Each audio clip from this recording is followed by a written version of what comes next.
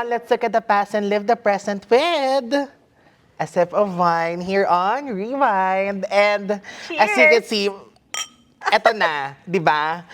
Anong tawag dito? Hindi na tayo nasa Zoom. Yeah. Wala nang Zoom na screen, wala na sa background. Eto na, face-to-face because yun nga, we are celebrating our 5th anniversary. Would you believe? It's been 5 years since we started Rewind. And now we're here. Yes. And kasama ko na makakatsikahan natin. Ang tagal ko na siyang inaawitan, no? For first year pa lang ng Rewind, sinasabihan ko na siya na mag-guest siya. Pero for some reason, hindi tayo natuloy-tuloy, ano? Yung pala hindi. kasi ang meant na mangyari ay face-to-face at hindi lang Zoom. At saka ang nakakatawa nun, feeling ko full circle. Kasi ikaw din ang first interview ko sa PEP na ganito, na sit down. Yes, kami ni Bobby. Yes. So after 11 years, di ba? 11 years, grabe. Eto na, we are Do the back math. and we are doing something, of course, for you, sa ating mga ka-Rewind and mga retro fans. So wag na nating patagalin. Yes. I-welcome natin dito sa Rewind ang ating iginagalang. Wow. Talaga naman. Iconic teen star. Wow! At ngayon, iginagalang na actress at syempre public servant. Thank Miss you. Angelou De Leon. Hello! Woo! Oh, cheers tayo ulit. Dahil full circle ka. Oo. Cheers! Okay, cheers. Yan, oh. Nako, grabe. Ito na, first major face-to-face interview. So, thank you, Kumars, You're for saying welcome. yes. You're welcome. Of As course. in, grabe. Means a lot. Na ikaw ang una talaga din.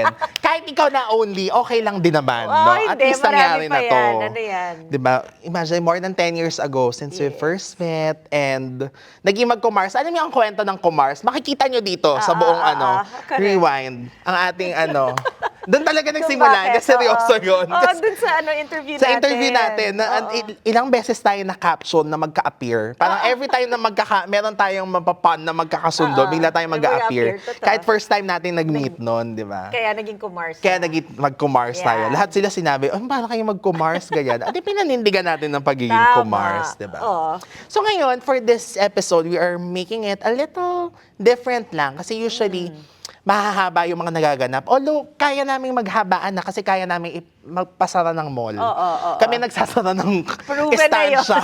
Di ba? Pero, ayan na naman, sige, ano ka? Oo.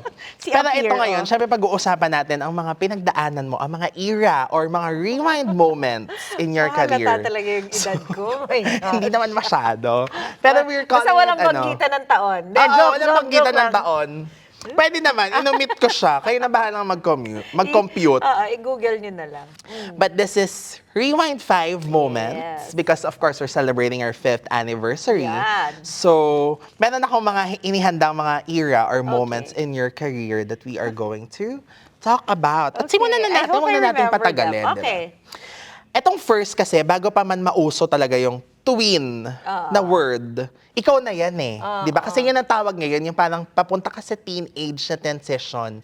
Parang either nang galing kang child star or nag-artista ka, na yun ang edad mo talaga naman, parang between 12 to 14, mga ganun. Dahil diba? hindi ka child star. Oo, hindi ka na child correct, star, pero at the correct. same That's time, right. hindi ka pa teen. That's So, yun ang right. iyong twin star era. Yan. At may tawag ka sa kanya Oo. ngayon, di ba? Oh, yun na pala yun. Okay. So, nagsimula yan on your Ang TV days. Ang TV days, yeah. 12 years old ako noon. Yun. Grabe. Oo. And you started pala with, kasi syempre you were mostly, anong tawag dito, parang identify na nagsimula ng GMA, Yes, TGIS. But yes. not everyone knows that you started ABS Oo. with Ang TV. So, Pero ang ano nun talaga, sa TV, sa ABS ako. Pero I already signed up with Viva prior to that. so walang lipatan talagang exactly na naganap. Wala. Kasi ang Viva nun is tied up with GMA. Kasi even Over the Backward was co-prod with GMA. So, yun siya. Pero yung TV exposure, talagang Ang TV. 1 year ako sa Ang TV, sakto. Before ka nag-over the backward. Literal. Oo. Gago ka talagang literal na over the backward. Na nag-over Oo. the backward. Okay, so yun ang kwento. Pero, paano ka nagsimula? Si Mr. M ba? Kasi usually, Mr. M dumadaan yung mga Yes. nag-Ang TV, di ba? So, Kasi Mr. M, kasi we're somehow related. So sa mga parties, nagkikita na kami. And then, hindi talaga ako pinapayagan ng daddy ko kahit mag-audition, ganyan. So, merong time na sumulat si Mr. M sa mommy ko, hanggang sa si Tita Viana na yung naging manager ko talaga. Yun nga, yung kwento ko with my dad na bago siya mag-pass. Si Tita Viana yung binili na, sige, papayagan ko siya mag-artista, na ikaw yung manager. So, yun na yun. And then, with Tita Viana, nag-audition ako for Ang TV. If I remember it correctly, apple green ako na headband. Naka-polka dot yata ako na may apple green. Na naka-apple green din ako na. Bakit apple green? Hindi ko, basta alam, lagi akong ganon, terno. Oo, dahil din kay Tita Viana. So, siya yung, fashion stylist ko noon na / manager. Oo. Yan. O, bilang naalala mo na kung ano outfit mo noon, baka naalala mo ano nangyari sa audition ng Ang TV. Ano bang naalala ko? Parang, hindi naman yata ako pinakanta. Parang, hindi rin naman ako pinaarte. Parang na siya, parang lang siyang Go see, BTR. ganon. O parang ganon, go see. Okay. Na karap mo, parang nasa auditorium kami. I forgot parang hindi ko alam kung Delta yun o. Basta parang ganon yung dating sa ABS. Parang may studio, nandyan sila nakaupo sa benches, sa bleachers, parang ganyan. Tapos ako nasa stage. Tapos yun na, tatanungin ka, ano mo. Tapos yun lang, tapos walang fanfare. Siguro buti na lang, hindi katulad ngayon na merong PBB house. Yung mga ganon, yung kailangan, wala siyang personal na kailangan mong i-express, ganon. So it was really, parang go see, yun nga talaga yung... Eh kasi parang show-in ka na kung si Mr. M talagang hinahanap-hanap ka na, di ba? Kaya grateful din ako na hindi ko pinagdaanan yung very hirap. Tedious na audition process, di ba? Yes. So yung nakapila. Kaya na-appreciate ko yung mga ganon kasi hindi ko siya pinagdaanan. Kaya mas na-appreciate ko yung mga taong dumaan sa ganon. Di ba lalo na yung mga kinukwento na sinamahan ko lang yung kaibigan ko pero ako yung nakasama, ako yung napili. Yung mga ganon parang grabe, doon mo makikita ka kung pag sa'yo talaga sa'yo. Sa'yo, oo.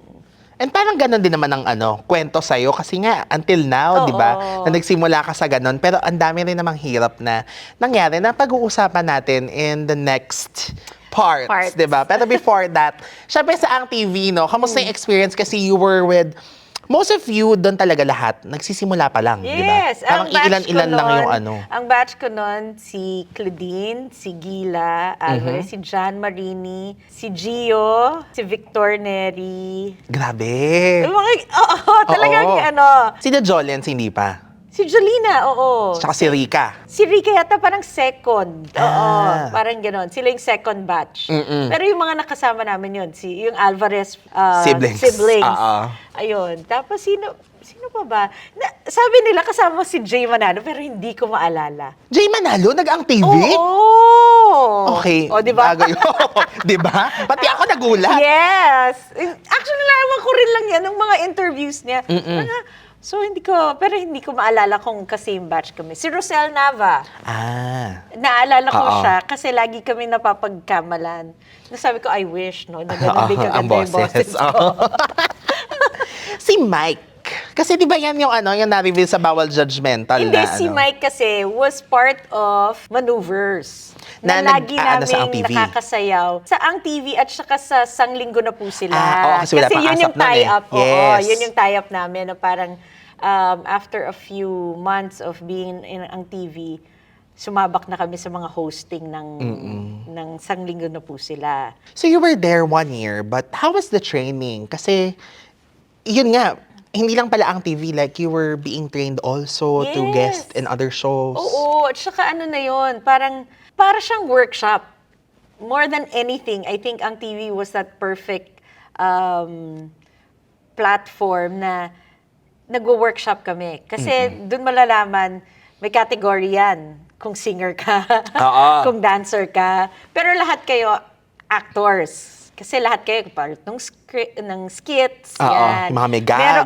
Tapos meron lang age difference. Kasi kasama rin namin sina Camille Prats noon. Sila yung Ang TV Kids. Si talaga yung kids, So kami nga yung teens. So yun, pero lahat kami part ng skit na yun.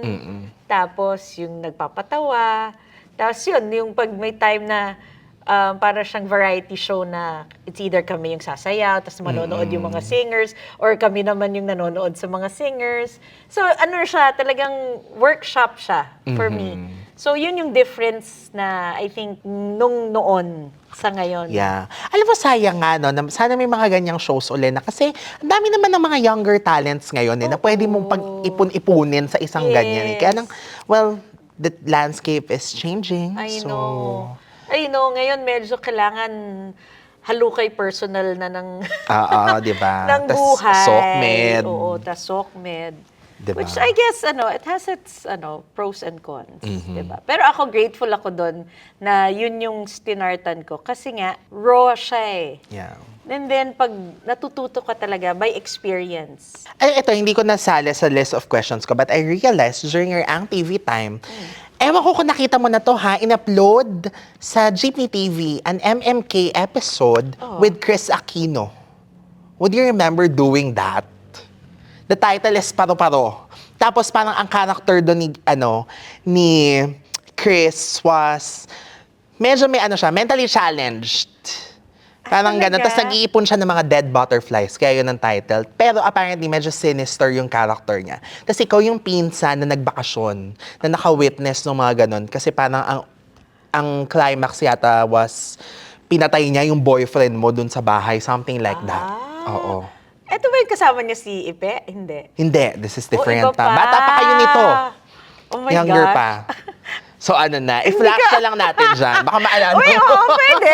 Hindi, I don't know ha. Siguro, revelation to. Marami akong hindi na naaalala sa mga ginawa ko, especially nung younger years. I don't know why, pero minsan nga yung ngayon, di ba, uso yun eh, yung biglang i-share. Oo. Tapos talaga nakikita Tsaka i-upload. Ako ba yan? Ginawa ko ba yan? Oo, Kailan di yan? ba? Talagang ganon. Sabi ko, hindi ko rin alam bakit, but I don't know. Tsaka nakarami ka pala ng MMK. Oo. Apparently, yun nga, MMK, meron pa yung nag-upload din na kami ni Rica. Tapos merong yung putol yung pa ako. Yun, yung MMK yun, yung putol yung paa mo. Oo. May mga ganon. Kasi nung nakasama ko rin si Nanay Ami, Austria, nagkasama din kami sa... Yung parang, bigla ko lang maaalala pag kunento na nila. Pero parang, oh my gosh. Sabi ko, nakakatuwa na meron nang nag-upload. Oo. Diba? Yes. Kasi siguro rin hindi ako nanonood ng mga Shows mo dati. shows ko dati. Kaya hindi ko siya maalala na. Nako. Ganun. Ito, talo na natin, no? So, after ang TV, nagtuloy-tuloy ka na sa Viva. Yes. Then you did Over the Bakod, Yes. ganyan.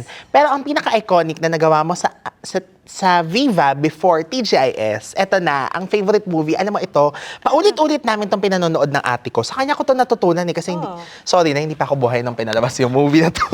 Pero, Pwede mo manampal dito. pero, Ano? in fairness nga, nung pinanood ko siya, ang ganda. At saka iconic talaga na parang hindi siya yung mga... Ewan ko kung blockbuster na siya nung time na to. Pero when people talk about this movie or mabanggit yung title, alam talaga siya kung Kadenang Bulaklak. Oh my gosh, oo. With, of course, Vina, Ana, and Donna. Yes. Na kapwa mo rin, superstars ng Viva Yes, during that time. oo. Although ikaw ang bago nun, di ba? Sobrang bago ko nun. Like, that was my second movie. What was the first? Yung kay hanggang... Ay, ano to? Di na natuto with Miss Sharon Cuneta and Senator Robin Padilla. Yun yung first na parang feeling ko nga, trial did lang ako. Trial nga natin, subukan nga natin kung marunong na to umarte, parang ganon. Yung Kadenang Bulaklak, I think that was one of the most challenging roles kasi mabigat yung movie. Heavy drama siya. At hindi pa ako nagsasalita Yes, nun. At ang mga kasama ko naman, grabe na. Si Vina, si Ana Rose, si Donna Cruz. Tapos sasamahan mo pa ng director na Direk Joel Lamangan. Na talagang, tapos parang nag-aaral pa ako nun. So parang meron akong mga times na, darating lang ako sa taping pag tapos na yung school, yung class, ganyan. So, ano yun, very, very challenging in a sense na nahasa yung ano mo, yung skills mo talaga. Kasi nga, again, hindi namang uso nun yung mga workshop talaga. Yeah. On the spot na. On the spot Oo. talaga. Malaki yung tulong na si Direk Joel kaagad yung director ko. Tapos, siguro, it helped also na hindi ako nagsasalita, so walang bakel. Oo, iiyak ka lang, hawak mo lang yung manika. Di ba? Oo, di ba? Tapos si Miss Boots Anson Roa pa Yes, yung your nanay adoptive ko. mom. Yes. Oo. So, ano yun, I think one of the most memorable. Pero nagugulat nga ako, yun nga, yung taon na yun, biglang all of a sudden, ang dami pala talaga nakapanood. So, hindi ko rin alam kung naging blockbuster siya or baka that time, gusto kong sabihin naman, kumita talaga yung movie yun. Kasi hanggang ngayon talaga marami pa rin nanonood. Oo, pag pinapalabas yan sa ano, pag nakita, kunyari sa YouTube, in-upload, tapos yung mga comments, ganyan, tsaka kunyari, kami nun, ang time nun, PBO. Yes! So, lagi nare-replay doon. Every time na i-replay, ay, ikakatch din naman namin. Pero maganda rin naman talaga. Yeah, oo. Oy, kumanta ka doon ng slight. Yes, Slight very, lang. very slight. Kasi si Donna naman talaga at Vina ang singer, At di saka ba? kasi nga may memory ano lang. Oo, doon mo kasi naalala, Alala di ba? na sila yung kapatid ko. Si Vina, you had, well, I'd like to say Anna din sana, no? Yeah. Kaya kasi you did not share a scene. But si Vina, mostly yung naka-reunite mo with Sunny. Yes, So, naalala niyo ka din ng Bulaklak? Oo. O, kamusta? Napag-usapan ba ng Hindi slide? masyado. Kasi nga okay. parang, di ba sobrang laki rin ng gap namin ni Vina eh. Na in a sense, kasi nga sobrang mature na in a way yung pagpasok ko. Papunta na siya sa maturity. Yeah. And then, hindi talaga kami yung magka-batch. So wala lang, parang nakakatuwa lang na, syempre nagkita kami sa Sunnies, parang feeling ko, medyo magka-level na tayo ng awareness, ng maturity. Hindi ko nga siya matawag na Ate Vina kasi parang nahihiya ako. Parang, At saka yung characters yung kasi sa Sunny, talagang ano na eh. Diba? Oo. Tsaka minsan umabot din kami sa point na nagkikita kami sa gimikan, mga ganon. Mapunta tayo dito. Okay na yan. Sige. Next topic. Charot. Yes, Hindi. correct. Okay, pero sakto talaga. Lilipat tayo sa ating next era of your career, no? The next era. Ito na, yung at the time you were dubbed as the most promising and biggest kasi teen star ng Viva. Yun. Okay. Diba? Naipasok mo pa. Oo. At Sige. ito na nga nung binigay sa'yo, of course, ang TGIS. Yes. So, ewan ko kung ilang beses naman na natin ito napag-usapan that everyone parang went through an audition but you. Kasi ikaw talaga yung shoe-in na for the character, di ba? Of Peachy. Pero would you recall how siya parang in-offer sa'yo or you were told na you will be starring in this show na at the time was experimental and not usual, di ba? Yes. Pero kaya rin halos pinalabas siya ng birthday ko, August din. Yeah, yun. oo. So, because nga ganun na ako pinapackage ng Viva and you have to give credit to Viva, ganun talaga sila mag-alaga ng artists nila na nakaplano din talaga. So, yung naalala ko lang nun is parang meeting na ng cast members. Tapos, nakaupo na ako doon. Nandun na si Ma'am Veronique, di ba? Nandiyan na yung mga si Direk Mark, ganyan. Tapos, yun nga, isa-isa nang pumapasok si na Bobby. And then, nalaman ko na lang yung buong kwento, how it went on. Nung nagkukwentuhan na tayo ng paano sila Bobby, doon ko na lang nalaman. Pero na si Bobby pala, hindi rin dapat siya. Dapat yung the late Direk John Corpus yung nag-audition, pero siya yung nakuha rin. Yes, di ba? Tapos si Mike, yung mga ganun. Sabi ko, doon ko lang na-piece together. Kasi syempre, pag bata ka, di mo naman... Kebs mo naman. Kebs mo naman. Basta may show ka, di ba? Basta exciting to, may trabaho ka, di ba? Yun lang yung akin. Wala siyang, hindi ko alam kung good siya or bad, pero wala siyang business aspect. Hindi katulad kasi ngayon, di ba, na parang laging may trajectory. Yung time talaga na yun, gusto ko lang umarte. Maarte lang ako. Gusto ko umarte. Diba? Hindi mo iniisip yung magkano yung kinikita mo. Yeah. Alam mo, ngayon mo na lang nare-realize na parang noon, Ang TV, 800 pesos ka lang. Ha? Oo, per taping. So, naging 1.5 sa TGIS. Mga ganun ata. Di ba? Parang yung pag Or parang- nagbibida ka, ganun or basta eh. sinabi nila, syempre parang compared sa kanila, ako daw yung may pinakamalaking Oo, bahay. oo. Kala mo naman kung gaano yung kalaki, di ba? Pero gusto ko yung si Raven daw, ang peg nila dapat Mikey Coangco, pero paano sa kukuha ng Mikey Coangco budget, di ba? Oo, correct. So, yung mga ganon. Tapos, naalala ko yun. Tapos, ganon, iba lang talaga yung kwento, yung pag malalaki na kayo or mas mature na kayo. Tapos, nagkakwentuhan na kayo ng mga nangyari that time. Parang, hindi siya ganon. Kasi nung ginagawa mo yun, wala kang aspect nun. Oo. Basta you just want to work. Excited ka lang maging artista. Actually, yun nga kasi ang TGIS in the beginning naman talaga, hindi naman siya phenomenal pa. Hindi siya immediate success. Diba? Diba? Sabi nga nila, di ba muntik na nga kaming ma-axe? Oo. Pero ang galing din nung time na yun, no, ibang-iba kasi kung look at what happened, huwag na natin banggitin kung anong show mo, pero may ganon, di ba, Oo. na hindi nag-perform, kinat Goodbye. agad. Oo. Pero dito, talagang natsaga hanggang sa naging phenomenon na yes. siya. So when did you feel that it was already becoming a phenomenon? Siguro yung mas naramdaman mo na gano'n na siya kalaki. Later on, again sorry parang siguro kasi nga hindi mo naman ninanamnam yung pagiging artista mo dati. Kasi nga, Tatabaho. gusto mo siya Yung, hindi siya work. Hindi Yeah, siya yung parang, oo.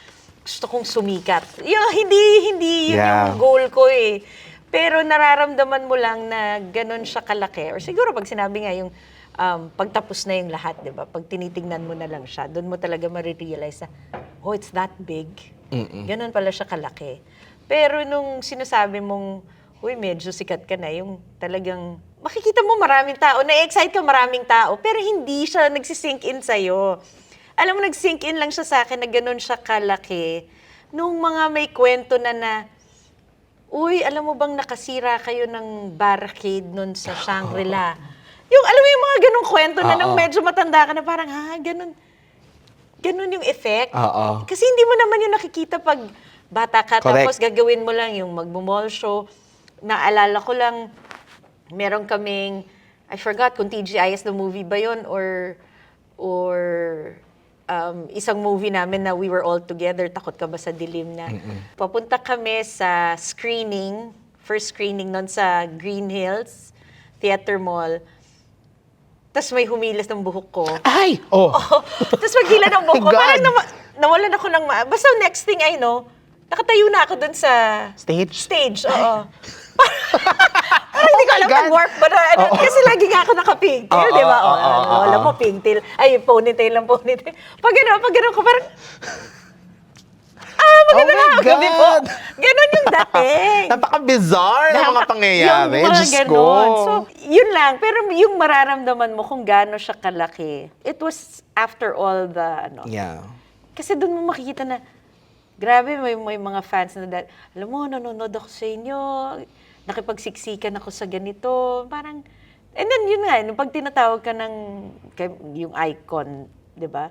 Na kayo yung love team, yung parang, ganun pala talaga siya kalaki. Siguro nung bata ako kasi, hindi mo siya iniisip na, hindi yun yung goal mo Ang goal mo lang talaga, umarte, magpasaya ng tao. Yun lang talaga yung, if you want to call it, ganun kababaw. Pero ganun lang talaga yung ini-experience ko siya. Tapos nung siguro nung nawala, in a sense, hindi ko iniyakan yung fame. Iniyakan ko yung, hindi na ako masyadong nagtatrabaho.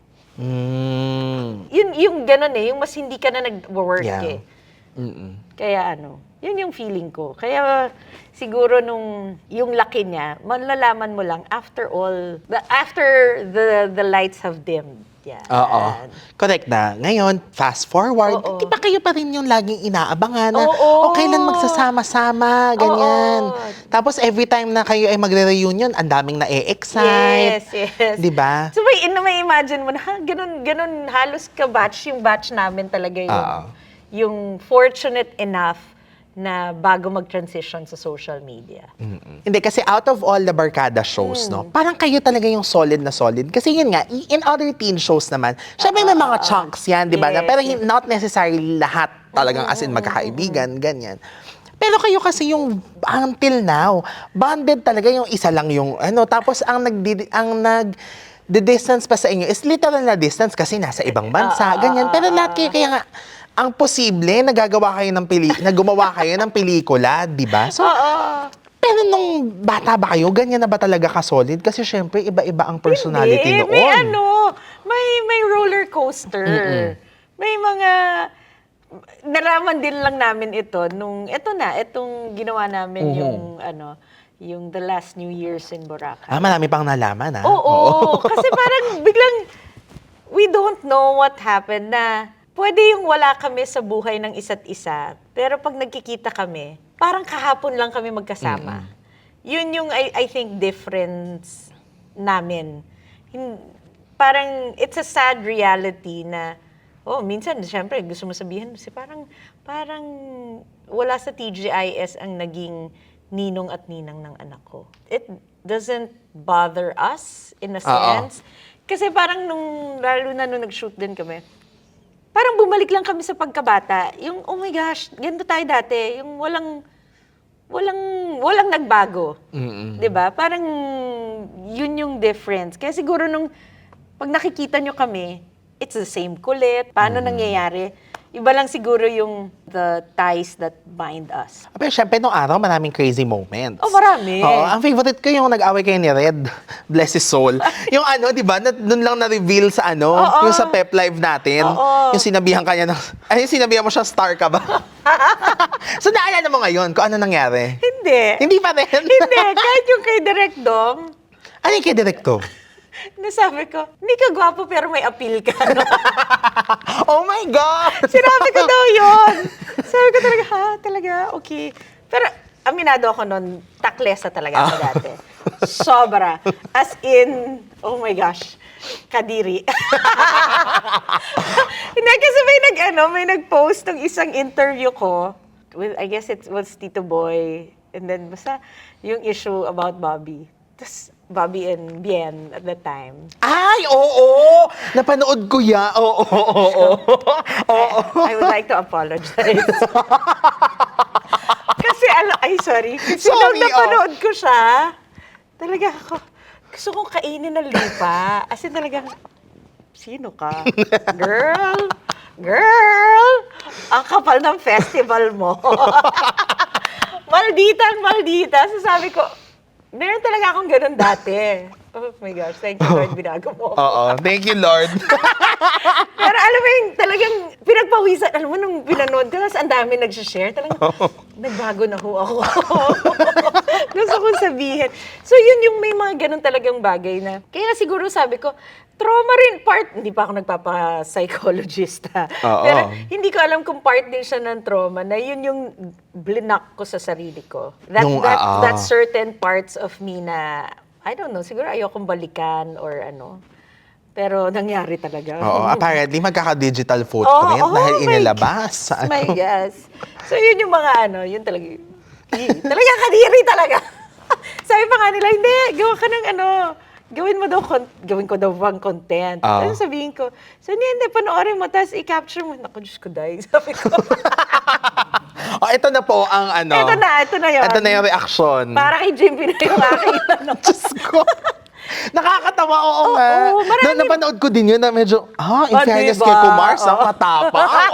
Walang ibang artistang gagawa niyan. Kayo lang yung time na yun. Yes. Ngayon, hindi yan. Yes. Kaya nga parang sabi ko, buti na lang.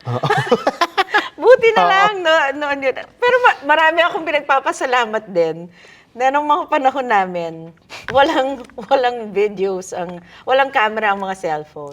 Kundi ganyan, exactly ganyan. Hanggang ngayon siguro viral pa ako sa mga pinagagawa kong. Hindi kasi siya, isa yun sa it was genuine.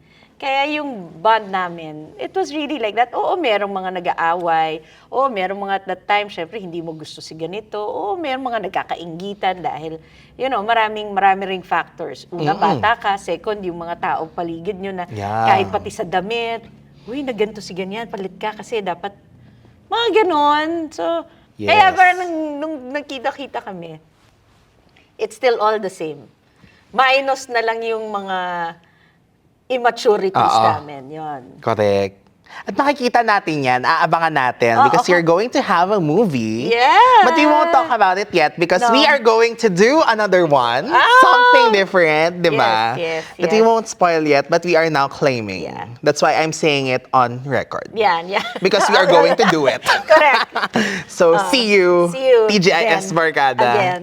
Coming soon. Charot. With direct mark. With direct mark, yes. Ah, Oo, kasi kung hindi ka direct mark, hindi mangyayari. Hindi. Charot. Pero, truth.